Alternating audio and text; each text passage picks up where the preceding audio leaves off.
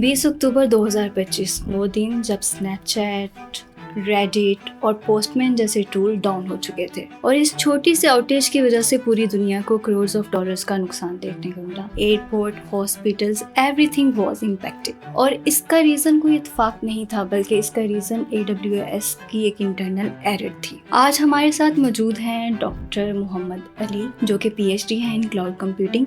आज हम उनसे समझने की कोशिश करते हैं कि क्लाउड क्या है, क्लाउड इतना ज़रूरी क्यों है और सबसे इम्पोर्टेंट, ऐसे आउटेजेस को फ्यूचर में कैसे अवॉइड किया जा सकता है। So let's begin. अस्सलाम वालेकुम सर, कैसे हैं आप? अल्हम्दुलिल्लाह। सर, फर्स्ट ऑफ ऑल आपका बहुत शुक्रिया कि आप हमारे शो पे आए। हम डिस्कशन करते हैं आपकी PhD से। As you are a computer science PhD, तो आप काइंडली थोड़ा सा अपने रिसर्च एरिया के बारे में बताएंगे कि आप किस चीज़ में रिसर्च कर रहे हैं? बिल्कुल, thank you very much for inviting me. इसमें बेसिकली जो मेरा एरिया है वो क्लाउड कंप्यूटिंग के अंदर हम जो डिस्ट्रीब्यूटेड एप्लीकेशंस हैं हम उनकी फॉल्ट टॉलरेंस और रेजिलियंस पे काम कर रहे हैं। Okay. तो आल्दो के कुछ हमारे पास ऑलरेडी जो हैं फॉल्ट टॉलरेंस और रेजिलियंस की टेक्निक्स एग्जिस्ट करती हैं, लेकिन फॉर डिस्ट्रीब्यूटेड एप्लीकेशंस सिनेरियो हमारे चेंज हो जाते हैं। एप्लीकेशन सिनेरियो, जब एप्लीकेशन चेंज होगी तो हमारे सिनेरियोज डिफरेंट होंगे, तो फिर हमें उस स्पेसिफिक टू डेट एप्लीकेशंस हमें फिर रेजिलियंस और फॉल्ट टॉलरेंस की स्ट्रेटजीज जो हैं वो डेवलप करनी पड़ती हैं। तो ये हमारा एरिया है। ओके सर, तो आपको इसमें कौन सा ऐसा रिसर्च गैप नज़र आया था जो आपको लगा कि आपको ये वाला टॉपिक जो है वो चूज़ करना चाहिए? इसमें जो सबसे मेजर इशू जो है, अगर हम देखें तो कोई भी आप डिस्ट्रीब्यूटेड एप्लीकेशन जब क्लाउड पे होस्ट करेंगे हम, तो उसमें ना जो मेजर चैलेंज है वो बिलिंग है, कॉस्ट है उसकी। एग्जैक्टली ऐसा ही है। तो हमने इस कॉस्ट के फैक्टर को रिड्यूस करने के लिए टेक्निक्स डिफरेंट प्रपोज की, जो कि रेजिलिएंट भी हो और फॉल्ट टॉलरेंट भी हो। यानी कि इट मीन्स कि आप विद लेसर कॉस्ट रेजिलियंस और फॉल्ट टॉलरेंस का वही लेवल मेंटेन कर रहे हैं। राइट। अच्छा सर, मैंने एक चीज़ नोट किया है कि जब हम क्लाउड कंप्यूटिंग की बात करते हैं तो यूजुअली लोग इसे सिर्फ डेवऑप्स समझते हैं। तो आप एक तो एक्सप्लेन कीजिएगा कि डेवऑप्स में और क्लाउड कंप्यूटिंग में डिफरेंस क्या है, और डेवऑप्स के अंदर और कौन सी सब फील्ड्स हैं, क्लाउड कंप्यूटिंग के अंदर और कौन कौन सी फील्ड्स हमारे पास अवेलेबल हैं? अच्छा, इसमें अगर हम इसको इस तरह से एक्सप्लेन करना चाहें for the sake of understanding, तो पहले हम अगर डेवऑप्स को एक्सप्लेन करें, DevOp is like a superset. Okay. और क्लाउड कंप्यूटिंग उसका एक मॉड्यूल है, वो फिटिंग होगा। तो डेवऑप्स में ये है कि आप एक पूरी एप्लीकेशन लाइफ साइकिल के लिए एक पूरी पाइपलाइन डेवलप करते हैं, स्टार्टिंग फ्रॉम योर डेवलपमेंट। फिर आप उसके लिए वर्जन कंट्रोल सिस्टम यूज़ करते हैं, गिट, और फिर आप उसमें ले आते हैं कंटेनराइजेशन को, अपनी एप्लीकेशंस को कंटेनराइज कर देते हैं। फिर आप उस पाइपलाइन में नेक्स्ट स्टेप आ जाता है हमारा CI/CD पाइपलाइंस का, कि कंटिन्यूस इंटीग्रेशन। जैसे जैसे आपकी डेवलपमेंट टीम के कोई भी नए फीचर्स ऐड कर रहे हैं, वो सारे इंटीग्रेट कर रहे हैं, और वो जब वो वहाँ पे गिट वर्जन कंट्रोल सिस्टम में हमारा कोड अपडेट हो, तो हमारा कंटेनर जो है वो भी फिर ऑटोमेटिकली जो हमारा डॉकर इमेज है वो भी अपडेट हो, और जो रनिंग कंटेनर है उसमें वो चेंजेस रिफ्लेक्ट हो। राइट। और फिर ये है डिप्लॉयमेंट वाला part. Okay. Continuous integration means कि आप उसके अंदर जो भी आप पुश कर रहे हैं, आप उसके ऊपर डिफरेंट टेस्ट केसेस रन करते हैं कि इसमें कोई इशू ना आए। जो भी सिक्योरिटी चेक्स हैं वो आप उसके स्क्रिप्टिंग लिखी होती है आपने, वो सारे एग्जीक्यूट करते हैं। तो फिर हमारा उससे नेक्स्ट फेज आ जाता है ऑर्केस्ट्रेशन का। ओके। कि अब ये जो मल्टीपल कंटेनर्स पे मुश्तमिल हमारी एप्लीकेशन जो बन गई है, ये आपने इंफ्रास्ट्रक्चर पे डिप्लॉय कर दिया। अब इसको ऑर्केस्ट्रेट करने के लिए हमें किसी ऑर्केस्ट्रेशन इंजन जो है वो रिक्वायर्ड होता है। ओके। तो उसमें हमारे पास जो ओपन सोर्स इंडस्ट्री स्टैंडर्ड है फिलहाल, वो क्यूबरनेटिस है। ऐसा ही है। तो ये हमारे पास है डेवऑप्स की सारी एक स्टेप बाय स्टेप ये सारे मॉड्यूल्स उसमें इंक्लूडेड हैं। और सर MLOps की अगर हम बात करें तो वो यहाँ पे सिनेरियो में कहाँ पे फिट होता है? इसमें ये है कि डेवऑप्स में आपने एप्लीकेशन डिप्लॉय कर दी उस पे, हम्म। अब वो कोई वेब एप्लीकेशन है, कोई भी एप्लीकेशन है, वो आपकी रनिंग में आ गई। ठीक है। एमएल ओप्स थोड़ी डिफरेंट इस तरह से है कि वहाँ पे आपका जो मॉडल है वो डिप्लॉय कर रहे हैं आप। ओके।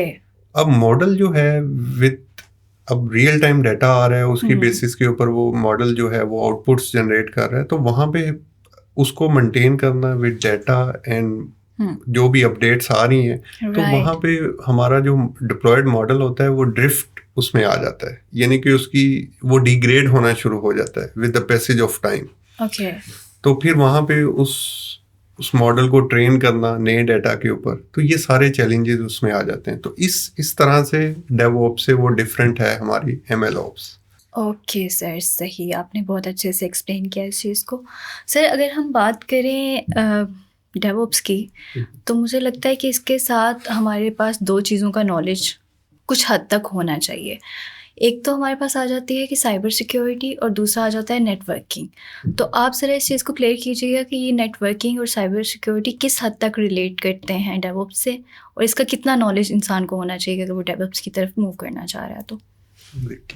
इसमें जो कंप्यूटर साइंस ग्रेजुएट्स हैं उनके लिए तो अगर उन्होंने कंप्यूटर नेटवर्क्स का कोर्स अपने बीएस के दौरान किया हुआ है कवर, तो वो इनफ है उनके लिए। ओके। तो वो बड़ा इजीली क्लाउड कंप्यूटिंग और डेवऑप्स और नेटवर्क सिक्योरिटी इन एरियाज में वो एडजस्ट हो जाएंगे। ठीक है।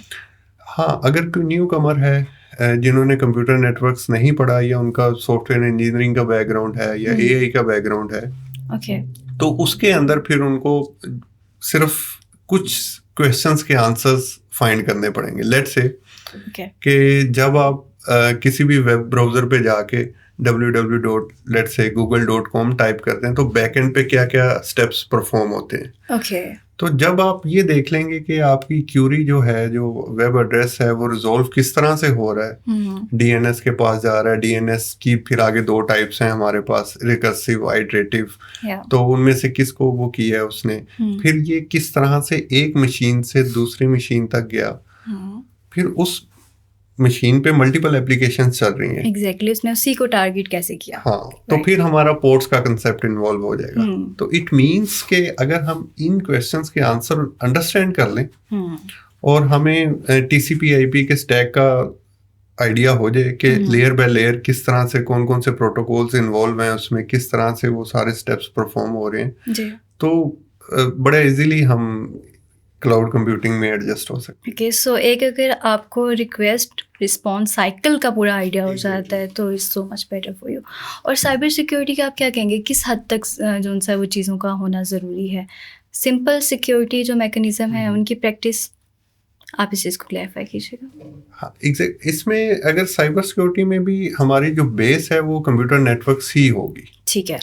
लेट्स से हमें पोर्ट्स का आइडिया है, हमें ये भी पता है कि हम जिस मशीन के ऊपर, जो हमारी प्रोडक्शन वाली मशीन है, अगर हम उस मशीन के ऊपर कोई पोर्ट्स ओपन रख देंगे तो उसमें वो हमारा सिक्योरिटी थ्रेट बन जाएगा। ओके। तो हम ये बेसिकली ये हमें नॉलेज प्रोवाइड कर रहा है कंप्यूटर नेटवर्क। सही, बिल्कुल सही कहा आपने। तो हमें वहाँ पे पोर्ट्स का आइडिया होगा, हमें ये पता होगा कि पोर्ट ओपन रखने से क्या नुकसान होगा, जो अननेसेसरी पोर्ट्स हैं हमारी। तो बेसिकली ये कंप्यूटर नेटवर्क्स ही है जो सारी की सारी बेस प्रोवाइड करेगा हमें वहाँ पे नेटवर्क सिक्योरिटी में, या इंक्रिप्शंस के एल्गोरिदम्स जब आप जाके उनको स्टडी करेंगे तो वहाँ पे सिर्फ एक ही चीज़ चेंज हो रही होगी, वो ये है कि आप securely data from one point two another point किस तरह से लेके जा रहे हैं। अब डाटा जाएगा कैसे, वो कंप्यूटर नेटवर्क के जो बेसिक रूल्स हैं उन्हीं को फॉलो करते हुए। ठीक है। अच्छा सर, एक और चीज़ बताइएगा कि कोविड में ना हमने एक ट्रेंड देखा था कि हर चीज़ ओवरनाइट क्लाउड पे शिफ्ट हो रही थी, इन हाउस से वो क्लाउड पे शिफ्ट हो रहे थे। तो आप ना इन दोनों चीज़ों पे काइंडली थोड़ा सा बात करें कि हमारे पास वो ट्रेंड हमें क्यों देखने को मिला था, और उसके बाद इस वक्त सिक्योर क्या है, हमारे पास क्लाउड पे जाना ज़्यादा सिक्योर है या फिर इन हाउस चीज़ों को मैनेज करना ज़्यादा बेहतर है? उसमें ना मल्टीपल रीजंस थी। उनमें से एक तो ये है कि आपके जो जब मूवमेंट्स बंद हो गई हैं तो आपको फूड तो चाहिए, आपको अपनी डेली जो नीड्स हैं उनको फुलफिल करने के लिए जो ग्रोसरीज चाहिए, जी तो हमने देखा भी होगा कि तब बहुत सारे स्टार्टअप्स हुए थे। एग्जैक्टली, बहुत सी एप्स आपके पास बिल्कुल आगे थी। तो उसमें ये है कि अब नीड्स भी बढ़ गई, अब रिमोट वर्क का ट्रेंड भी वहाँ पे फिर अडॉप्ट हुआ। ऐसे ही। बहुत सारी कंपनीज जो थी उन्होंने कुछ देर के लिए तो ऑफ दिया, लेकिन काम तो चलने थे, तो फिर वो सारे रिमोट सेटिंग में शिफ्ट हुए। जी। तो ओबियसली वहाँ पे हमारी फिर ये ज़ूम और इनके ऊपर वीडियो स्ट्रीमिंग्स जो हुई, मीटिंग्स हुई, तो उसकी वजह से बहुत ज़्यादा लोड बढ़ा। और क्लाउड, ये जो हमारी क्लाउड एप्लीकेशंस थी, इनकी अडॉप्शन भी बढ़ी। लेट्स से एक एम्प्लॉय है कि उसने तो कभी ज़िंदगी में जूम नहीं यूज़ किया, लेकिन जब कोविड आया तो कोविड में आके उसने फिर जूम को उसको यूज़ करना पड़ा, मीटिंग्स को अटेंड करने के लिए, अपनी अपडेट्स देने के लिए, स्टैंड बाय देने के लिए। तो और स्टूडेंट्स जो थे उन्होंने ऑनलाइन क्लासेस ली, और जितनी भी कम्युनिकेशन थी, जो भी था, वो सारे का सारा हमारा इन्हीं एप्लीकेशंस के थ्रू चल रहा था। अब ये एप्लीकेशंस हुई होस्ट कहाँ पे? क्लाउड पे। और क्लाउड पे जो रिसोर्सेज की डिमांड थी उसमें काफ़ी सर्ज आया, और वो काफ़ी ज़्यादा जो है ना वो पीक पे गई।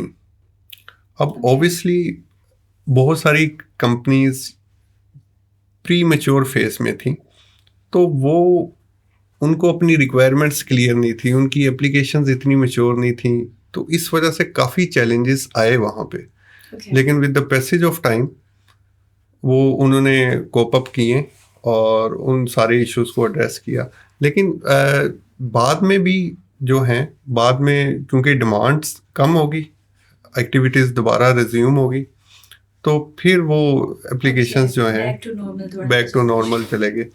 राइट। अच्छा सर, ये ज़रा बताइएगा कि हमारे पास क्लाउड में सेल्फ हीलिंग सिस्टम्स क्या होते हैं? हम सेल्फ हीलिंग सिस्टम्स की बात करते हैं तो 3 या 2 टर्म्स को में क्लैरिटी बड़ी ज़रूरी है। एक तो ये काफ़ी वास्ट टर्म्स हैं। जब हम बात करते हैं फॉल्ट टॉलरेंस की, जब हम बात करते हैं रेजिलियंस की, तो सेल्फ हीलिंग सिस्टम को तभी हम डिफाइन कर सकते हैं जब हमें इन 2 टर्म्स के बारे में क्लैरिटी हो।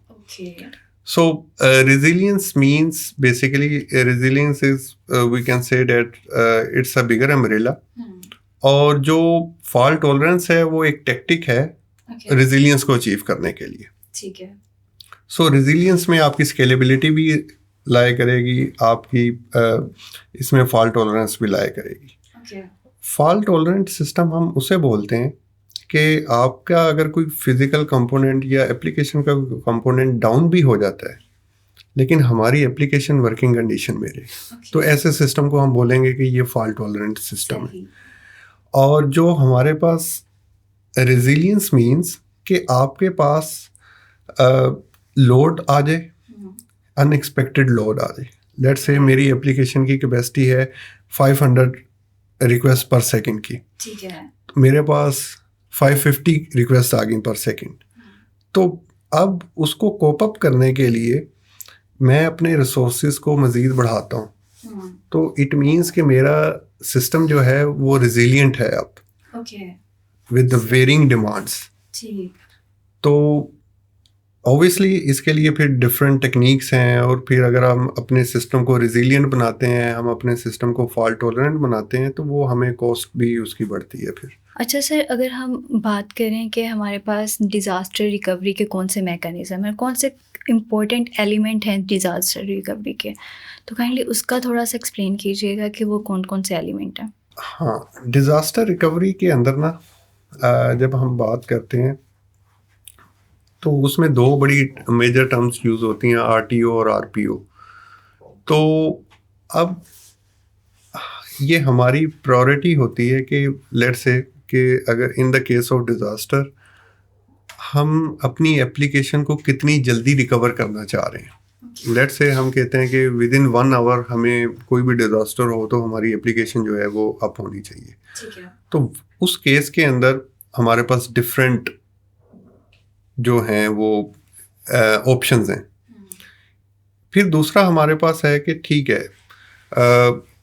अगर डिज़ास्टर अगर होता है तो हम कितना डाटा लॉस कर सकते हैं, ओके, यानी कि कितने डाटा को हम सेक्रीफाई कर सकते हैं। सही, तो ये दोनों एस्पेक्ट्स को देखते हुए ये बेसिकली डिपेंड करेगा कि हमारी एप्लीकेशन की नौइयत क्या है। ओके, लेट्स से अगर हमारी एक बैंकिंग एप्लीकेशन है तो उसमें तो हम 1 सेकंड का डाटा भी लॉस नहीं कर सकते।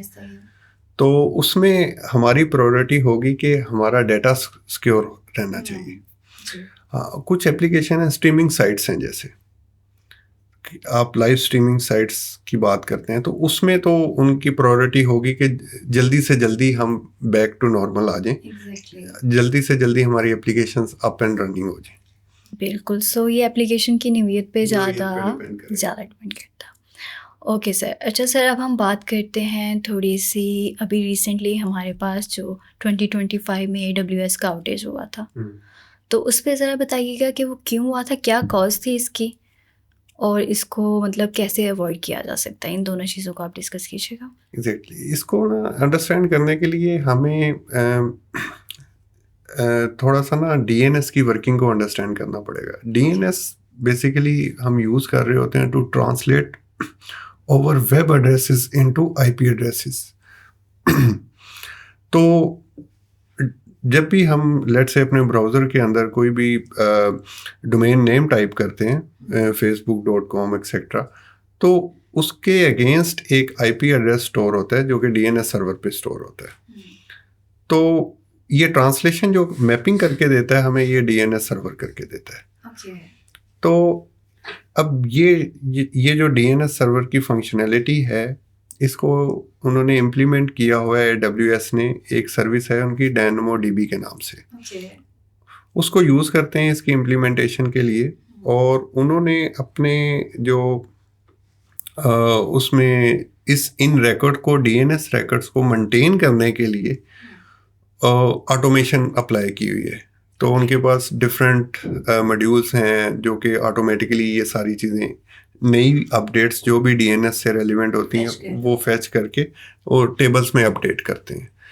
अब उसमें जो एक मॉड्यूल है उसके पास नई अपडेट आई, अब वो मॉड्यूल से लेट्स से कि एक एजेंट है, वो आता है, उसने उससे पिक की अपडेट और उसने जाके टेबल में अपडेट करनी है। अब वो उस एजेंट ने जो अपडेट पिक करके वो चला गया और वो कंजेशन की वजह से कहीं पे स्टक हो गया, थोड़ा डिले आ गया। उसी दौरान वहाँ पे नई अपडेट आई और दूसरे एजेंट ने पिक कर ली, और वो एजेंट ने फ़ौरन से जाके जो लेटेस्ट अपडेट थी वो जाके अपडेट कर दी टेबल में। अब जो पुरानी, वो जो स्टक हुआ था उसके पास पुरानी थी, लेकिन उसे नहीं था पता। उसने गया टेबल पे, उसने देखा कि यहाँ पे एंट्री है, उस एंट्री को रिमूव किया और उसने अपनी पुरानी जो अपडेट थी वहाँ पे वो पेस्ट कर दी। सही। अब जब वो IP वहाँ पे उसने लगा दिया, तो वहाँ पे ना एक क्लीनिंग लॉजिक का एक एजेंट सॉर्ट ऑफ कह लें, एक मॉड्यूल है छोटा, वो क्या करता है कि वो देखता है कि जितनी भी पुरानी एंट्रीज होती हैं उनको क्लीन अप कर देता है। तो उसने आके वो जो एंट्री थी उसको क्लीन अप कर दिया। तो अब वहाँ पे क्या हुआ कि वहाँ पे एक एम्प्टी एंट्री आ गई, और पहले तो इस वजह से इंटरनल सर्विसेज जो हैं AWS की वो अफेक्ट हुई, और फिर ये एवलांच इफेक्ट बना, और फिर सारी जो मेजर जितनी भी डिपेंड कर रही थी उस रीजन में, वो क्योंकि एक मेजर रीजन था, तो वो सारी की सारी फिर जो मेजर आउटेजेस जो है ना वो अकर होना शुरू हो गई। ओके, तो सर एक्सपर्ट्स क्या कहते हैं कि इस चीज़ को हम कैसे अवॉइड कर सकते हैं? कौन सा ऐसा आर्किटेक्चर है जिसको हम फॉलो करते हुए इस चीज़ को अवॉइड कर सकते हैं? एक्चुअली ये जो फेलियर हुआ था, ये हुआ था रेस कंडीशन की वजह से, कि वहाँ पे हम डिफरेंट चेक्स लगा सकते हैं। जैसे एक्सपर्ट्स सजेस्ट करते हैं कि आप वहाँ पे ये चेक लगा सकते थे कि कोई भी आपके DNS टेबल की एंट्री एम्प्टी नहीं होगी। किसी डोमेन नेम के अगेंस्ट कोई ना कोई IP की एंट्री होगी, यानी कि वो एम्प्टी नहीं रह सकती। तो ये अगर चेक लगा दें तो इस फेलियर से बचा जा सकता था। या फिर दूसरी सजेशन ये है कि अगर फ़िलहाल वो एम्प्टी हो भी जाती है तो आप लास्ट जो स्टेबल स्टेट है उस पर रोल बैक कर दें। ओके, कि ठीक है। लास्ट नोन जो आपको वर्किंग आईपी पता था आप उस स्टेट पे आ जाएं। सही। तो ये दो सजेशंस हैं, इसके अलावा और मल्टीपल सजेशंस हैं इसको मिटिगेट करने के लिए। Okay, okay. ओके सर, एक चीज़ बताएँ कि अगर हमारी एप्लीकेशन जो-सी है हम वो चाहते हैं कि वो वर्ल्ड वाइड काम करे, तो हम उसकी डिप्लॉयमेंट को किस तरह से लेके चलेंगे? आप उसको मल्टी रीजन डिप्लॉयमेंट की तरफ जा रहे होंगे या फिर मल्टी एज़ी डिप्लॉयमेंट की तरफ? और इन दोनों में डिफरेंस भी थोड़ा-सा बताइएगा। बिल्कुल। इसमें ये है कि जब भी लेट्स से हमारी एक वेब एप्लीकेशन है, उस एप्लीकेशन के जब हम मल्टीपल इंस्टांसेस क्रिएट कर लिए ना, इट मीन्स कि हमने फॉल्ट टॉलरेंस अचीव कर ली है। तो फॉल्ट टॉलरेंस हमने अचीव कर ली। अब यहाँ पे फिर डिस्कशन शुरू हो जाती है, लेटेंसी कितनी सेक्रीफाई कर सकते हैं हम। लेट्स से अगर ऑब्वियसली हमारी कोई स्ट्रीमिंग साइट है, अगर हम उसे रीजन्स में डिप्लॉय नहीं करेंगे, रिस्पेक्टिव रीजन्स में डिप्लॉय नहीं करेंगे, लेट्स से मेरी एक एप्लीकेशन है, उसको मैंने सिंगापुर साउथ एशियन रीजन में डिप्लॉय किया और मेरी सारी की सारी ऑडियंस है यूएस की। तो वो स्ट्रीमिंग साइट के ऊपर ऑब्वियसली लेटेंसी बड़ा इम्पेक्ट करेगी वहाँ पे। तो इस केस के अंदर मेरी कोशिश होगी कि जिस रीजन की मेरी ऑडियंस है, मैं अपनी एप्लीकेशन के इंस्टांस को उसी रीजन में डिप्लॉय करूँ। उसमें ये होगा कि मेरी लेटेंसी जो है वो सेटिस्फाई नहीं होगी, वो बेहतर रहेगी। सही, बिल्कुल ठीक कहा आपने कि ये डिपेंड करता है कि आपकी एप्लीकेशन को किस कदर जो-सा वो अप टाइम। एग्जैक्टली। अगर हमारे पास ये रिक्वायरमेंट ना हो कि यानी कि हमारी मल्टीपल रीजन्स में जो ऑडियंस है वो मल्टीपल रीजन्स में नहीं यूज़ कर रही, सिंगल रीजन में यूज़ हो रहा है, फिर ये है कि हम उसके सारे के सारे इंस्टांसेस जो हैं वो सिंगल रीजन में डिप्लॉय कर सकते हैं। सर एक ना थोड़ा-सा एक मुख्तसर सा ज़िक्र कीजिएगा कि हमने फिनॉप्स की बात की कि जो बिलिंग होती है वो इम्पेक्ट कर रही होती है।